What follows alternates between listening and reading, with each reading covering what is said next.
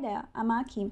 In the last episode you've seen the beginning of my adventures in Scotland and the first day of my road trip through the mountains, aka the Highlands. This episode is the second part of the Scottish Diaries, where I go to the Highland Wildlife Park to get up-close shots in a safari. I see wolves, even baby tigers, and a native red squirrel. Then I go to the town of Inverness and to a beautiful forest, followed by mesmerizing mountain views on the way back on a scenic snow route, without any snow though. Have fun! I went to the hotel.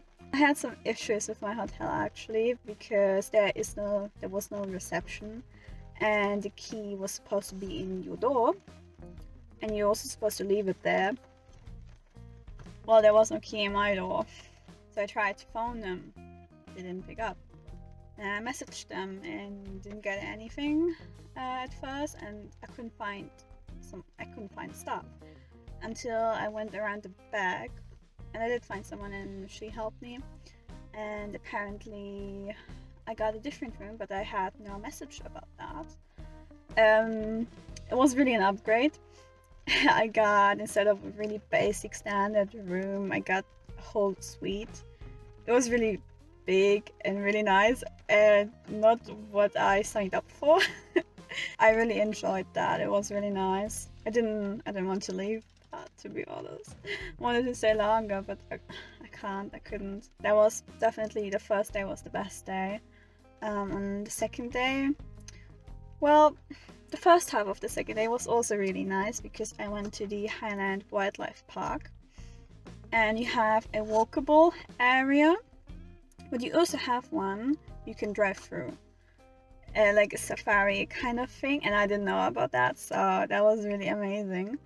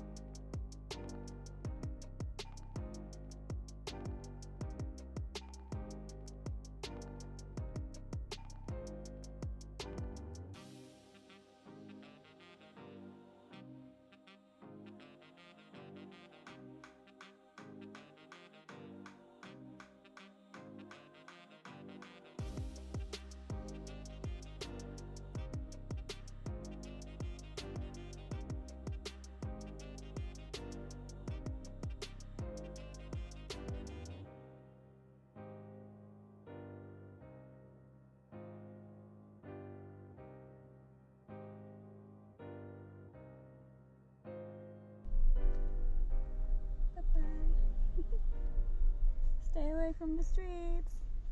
I was actually lucky with some of the shots. I went around 2 times. And first time I was really lucky, and the second time was a bit disappointing. And like, all the animals were really up close to me, right next to the car basically. And the second time, not at all, they were really far away. There were lots of different animals. They're staring at me because I'm in a t-shirt. It's too hot.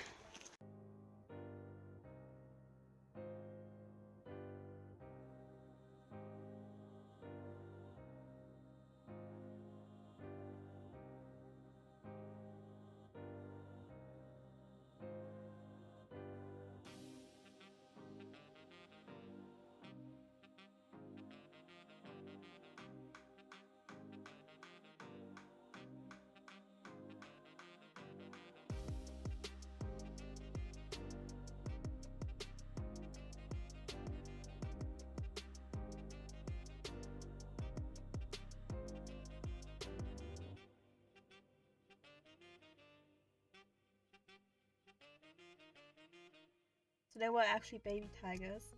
They were really cute. I didn't know about that, and like it only said they're really popular. Recently I saw baby tigers.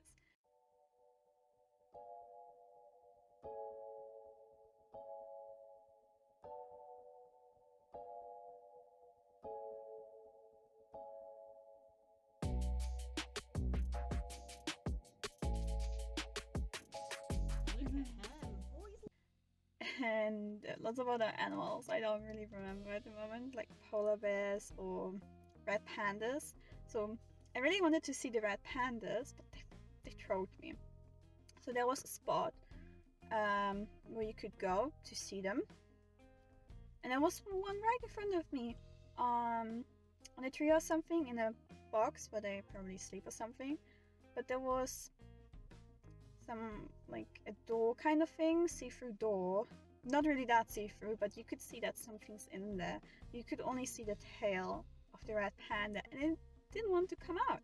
Then after I stood there for like 5-10 minutes, I wanted to leave because there were also kids coming and lots of other people. So I turned around, I like took 2 steps, and then this fucking panda came outside again.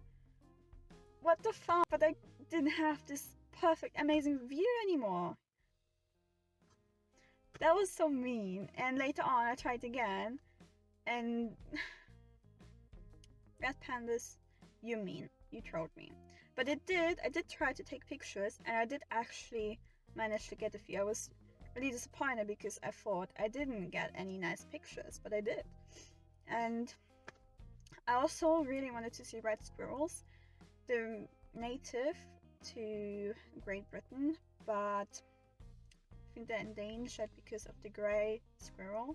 The grey squirrel is bigger and has a bigger variety of food options, and carries some disease that is really bad for the red squirrel. So I really wanted to see red squirrels, and there's lots of signs everywhere I went, but I've never seen one, and I really wanted to see one so badly. I can't leave Scotland without seeing red squirrels. What the fuck?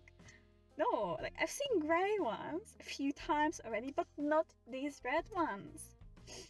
And then there were kids who, they didn't want to shut up. They couldn't stay quiet, and I didn't see any squirrels. And then I went on, and later on I came back again, and I was like, no, I want to see them.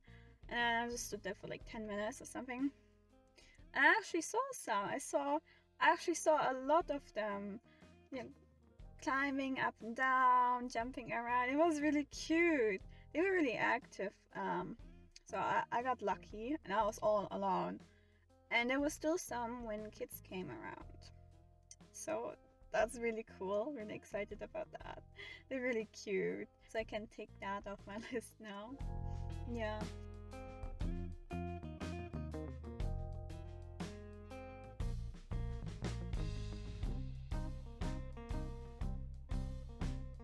So yeah, the Highland Wildlife Park, I would totally recommend it. I would also recommend the hill trip.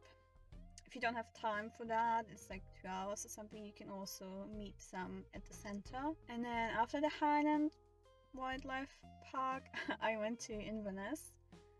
Since I didn't have much time, because I spent more time than I wanted to in the park, I walked around the towns. It's a town, I thought it's a city. It's a town, it's not even 50,000 people. And I found a really nice second-hand bookshop, but all the books were really expensive. You know, they're second-hand, and it looked like a library. I had some food. I had a vegan jacket potato. Apparently it's really popular here. I didn't know that.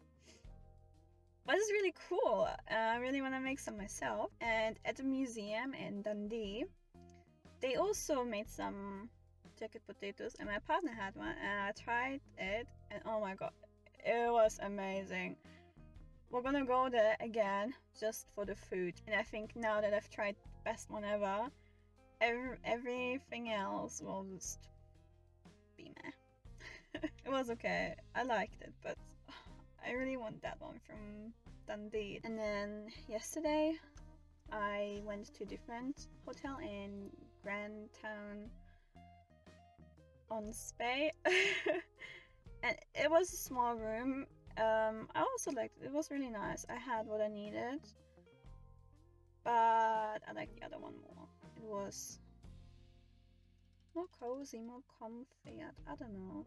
It was just what you would expect from a hotel, and that other room I had, it was amazing. It's not what you would expect. You felt like at home kind of thing. I went on a walk in the woods of Granton-on-Spey. I'm not even gonna try anymore. Went for the small walk there, like an hour I think. And I was like, okay, I'm fine as long as I stay on the trail. I did stay on the trail. Just maybe the wrong one. Not really the wrong one, but there were so many trails, big ones and small ones. And well, the way into the woods was easy, but then to find a way back and not go the same route, that was a bit tricky. But yeah, it was okay, and there were also a lot of people actually. So I don't know, every 5 to 10 minutes I would meet people, like a group, or yeah.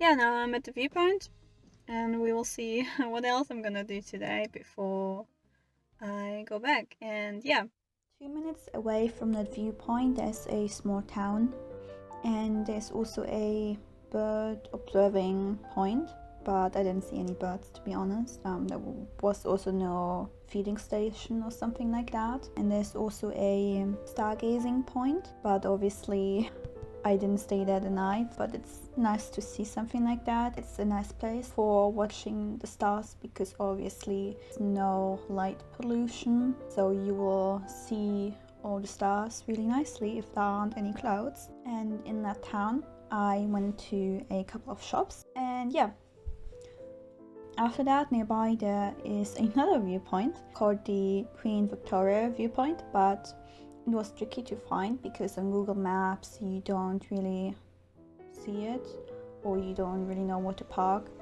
And you do find that viewpoint on those leaflets, about the national park and the places. There are loads of leaflets about trails and walks and attractions, and there was also this viewpoint, and it was really nice. All the colors of the trees, it looked really nice.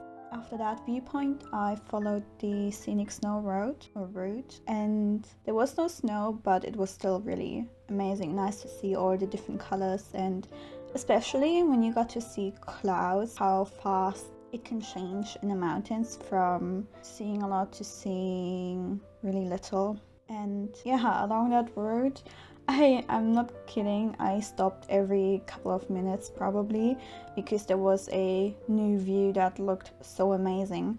And there are also dedicated spots where you could stop to be mesmerized by the view. But at some point when it was getting dark, or it already was dark, it actually got a bit more dangerous because it was constantly going downhill, and there was fog or clouds and you couldn't see anything. You didn't know where you were going, you didn't know if you're gonna fall down the mountain or something. And everyone was driving really slowly, and I was lucky that I wasn't at the front. There was a car in front of me, so I was basically second in line. But then that car stopped and I was the first in line. It was a bit, okay, well, it wasn't that dangerous, it was more like a bit stressful and exhausting because it took a really long time until I was down the mountain. And I think that was something that bothered me about it, that it took so long, it was so exhausting. And then I wanted to take a break on the way back in a cafe or something, but there was nothing there. There were maybe 2 places on the way, but they were all closed. So I was really unlucky. There was also a shop in another place I wanted to go to, but it was closed on those days I was there. And there are a few other things I'd like to talk about. At the time I went for that road trip, or in the few weeks before I went to the mountains, there was actually a problem with getting gas because there weren't enough truck drivers in the UK to deliver gas to the gas stations, or petrol to the petrol stations, as you say here. At the time I went on that road trip, it was not as bad anymore and I was confident I would find petrol. But before that I could not travel anywhere, I could not really go anywhere because you were not able to get petrol. Everyone was going crazy and basically collecting or accumulating on going to gas stations with big tanks, bottles, whatsoever. And there were many times I went to petrol station and they were out. And they were completely out of petrol. In the south London, that area, it was even worse. It got better and I was traveling alone. Some may find it weird or maybe not. I did not intend of traveling alone. I wanted to go with my partner, but he had to work, so I was like, okay, fuck it, I'm going on my own. And then on the other side, I did intend to travel alone. If someone joins me, great. If not, then that's fine too. And I actually love to travel alone, all by myself, and I'm really at peace and really calm when I'm alone and in nature and I can do what I want. I don't have to look out for others or their needs. I can simply follow my needs, and I have so many more possibilities as well when I'm on my own. So I really like that, and it's also good to be alone in the middle of nowhere because of the pandemic, because you're not surrounded by people. It's obviously good to be alone away from people. If you want to know what else I'm doing here while I'm in Scotland, then you should follow me. See ya! I will also be posting about other places I went to, mainly in nature or also hikes. I went on to hikes, so I went up to mountains. There was also snow on the top of the mountains. We will see about forests, about some places, for example Montrose or Edinburgh, maybe. It depends what I filmed because I didn't actually intend on making videos before I filmed anything. I only decided to maybe share something after I went to the places and after I filmed everything. So it's not gonna be a masterpiece of filming and editing, obviously, because I'm also not able to show everything that I'm talking about. But maybe I can still make it somewhat interesting and show you what I did during my time here.